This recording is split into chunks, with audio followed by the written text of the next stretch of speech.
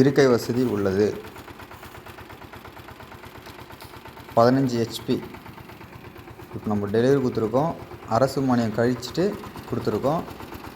இப்போது லோட் பண்ணுறோம். Customer பிளேஸுக்கு delivery பண்ணுறதுக்காக லோட் பண்ணுறோம். அந்த வீடியோ தான் நம்ம பார்த்துன்னு இருக்கோம்.